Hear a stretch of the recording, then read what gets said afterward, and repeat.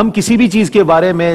جواز اور عدم جواز کے حوالے سے معلومات حاصل اس لیے کرتے ہیں تاکہ اویئرنیس ہو جائے، معلوم ہو جائے کیا چیز کس درجے تک جائز ہے اور کس حد تک ناجائز ہے۔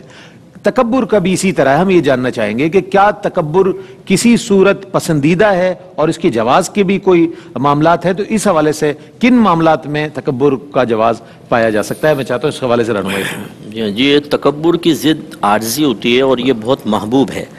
لیکن بعض اوقات یہ عارضی دین کو یا دیندار کو، علم کو یا صاحب علم کو ذلیل کروانے کا سبب بن جاتی ہے۔ اس موقع پر انسان کو پہلی بات تو کہ ترک عارضی کرنی ہے، اور اگر ترک عارضی بھی کافی نہ ہو تو پھر اظہار تکبر بھی صحیح ہے۔ مثال کے طور پر اگر ایک دیندار ایک سیٹھ کے سامنے جھک کر بیٹھے، اس کی جھوٹی تعریفیں کرے، اس کے گھٹنوں کو ہاتھ لگائے، تو اس کی نگاہوں سے تو علم اور عالم کی اہمیت ختم ہو جائے گی، 2 منٹ میں ختم ہو جائے گی۔ تو وہاں نہیں کہ جی میں تو ابھی قدموں کی خاک ہوں، میں تو کتا کمینہ ہوں، سیٹھ کے سامنے، فراڈیا سیٹ اس کے سامنے جی میں تو کتا کمینہ ہوں، تو بس پھر تو گئے آپ کام سے، وہ تو اور چوڑا ہو جائے گا۔ اسی چیز نے تو دینداروں کو ذلیل کر دیا ہے۔ حضرت مالک بن دینار رحمۃ اللہ علیہ فرمایا کرتے تھے، حالانکہ وہ ایسا نہیں کرتے تھے لیکن وہ ایک طنز کر رہے ہیں اپنے زمانے کے، کہ جب تک ہم دور رہے تو ہمیں عزتیں تھیں، اور جب ہم نے مالداروں کے گھروں میں آنا جانا شروع کر دیا تو انہوں نے ہمیں رومال کی مثل بنا لیا۔ تو یہ دینی طبقہ جو ہے یہ بعض اوقات خلاف موقع اظہار عارضی کر کے اپنے آپ کو اور دین کو ذلیل کروا دیتا ہے، یہ نہیں ہونا چاہیے۔ اب یہ تو ہے کہ ترک عارضی ہے، لیکن ایک ہے کہ سامنے والا بڑا متکبر ہو۔ اعلیٰ حضرت امام اہل سنت کے بارے میں لکھا ہے کہ آپ اپنے ایک دوست سے ملنے گئے تو اس کا ایک نوکر آیا، تو وہ بیٹھنے لگا تو اس نے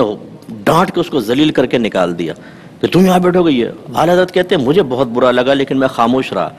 کہتے ہیں پھر وہ میرے گھر ملنے کے لیے آیا تو اعلیٰ حضرت کا حجام آیا، اعلیٰ حضرت فرمایا آؤ، ان کا نام لیا، فرمایا ان کے ساتھ بیٹھے ہیں۔ بیٹھے تو وہ ایک دم کھڑا ہو گیا، اس کے منہ سے اور ناک سے شعلے نکلنے لگے اور کہنے لگا آپ مجھے اس کے ساتھ بٹھائیں گے، اور چلا گیا۔ اعلیٰ حضرت نے فرمایا کہ میں نے اس کے تکبر کے توڑ کے لیے ایسا کیا اور میں ایسے شخص سے ملنا بھی نہیں چاہتا ہوں۔ تو یہ دیکھیں نبی کریم صلی اللہ علیہ وسلم جب عمرے کے لیے تشریف لے گئے ہجرت کے بعد، فرسٹ ٹائم جہاں صلح حدیبیہ کے بعد اگلے سال گئے تھے، تو سرکار نے کفار یہ کہہ رہے تھے کہ وہاں گئے نا یہ لوگ تو کمزور ہو گئے ہیں، بیماریاں لگ گئی ہیں، ان کے پاس مال و متاع نہیں ہے، اب یہ ہمارے مقابلے کے لائق نہیں رہے، یعنی اظہار تکبر۔ تو سرکار نے فرمایا کہ پہلے 3 چکروں میں اکڑ کے چلنا، متکبرانہ چال جس کو رمل کہتے ہیں۔ تو متکبر کے سامنے اظہار تکبر یہ بالکل جائز بلکہ مستحسن ہے۔ اب اگرچہ علت ختم ہو گئی، معلول ختم ہو گیا، سوری، لیکن علت ابھی بھی، اور علت ختم ہوگی معلول باقی ہے، یعنی اب وہ کوئی ہمیں تو نہیں دیکھ رہا لیکن ابھی بھی اکڑ کر چلو نبی کریم صلی اللہ علیہ وسلم کی سنت پوری کریں۔ تو اس لیے غور یہ کرنا ہوتا ہے کہ جب آپ کسی کو دیکھتے ہیں کہ وہ اظہار تکبر کر رہا ہے تو کوشش کریں کہ اس کے سامنے ایسا معاملہ ہونا چاہیے کہ اس کے تکبر کا توڑو، اور اگر آپ ایسا نہیں کریں گے بلکہ اس کے سامنے عاجزی کا اظہار کریں گے یا اس کے اظہار تکبر پہ 2 تعریفی جملے کہہ دیں گے تو آپ نے تو اس کو کل کر دیا، ختم کر دیا۔ وہ میدان محشر میں پھنسے گا، جتنے خوش آمدی قسم کا ٹولہ ہے نا، ان کی بھی خیر نہیں ہے آخرت کے اندر، کیونکہ اس کو جہنم تک پہنچانے میں آپ کے یہ 2-4 جملے تھے۔ اور یہ ایسے ہی ہوتا ہے، پیروں کی، جھوٹے پیروں کی تعریفیں، عاملوں کی تعریفیں، اسی طرح کوئی صاحب علم ہے تکبر میں مبتلا ہے، غرور اتنا زیادہ ہے کہ اونچا ہو کر بیٹھتا ہے، مجال ہے کہ جو قریب آ جائے ہاتھ بھی ملا لے، جیسے حضرت نے ارشاد فرمایا، اور سارے واہ واہ جی کیا انداز ہے جی، حضرت کا کیا انداز ہے جی، واہ واہ سبحان اللہ سبحان اللہ، سر پٹک رہے ہیں، کیونکہ تھوڑے سے مفادات، تھوڑے سے مرکز نگاہ بننا، ویڈیو بن رہی ہے حضرت کے ساتھ، ذرا ہماری بھی بن جائے گی، 2-4 واہ واہ کر دیں گے۔ تم نے تو اس کو مار دیا، بالکل ختم کر دیا۔ میرے آقا صلی اللہ علیہ وسلم کا طریقہ کار یہ تھا، جب سرکار نے ہجرت فرمائی، لوگ استقبال کے لیے آئے، صدیق سرکار ایک درخت کے نیچے بیٹھ گئے،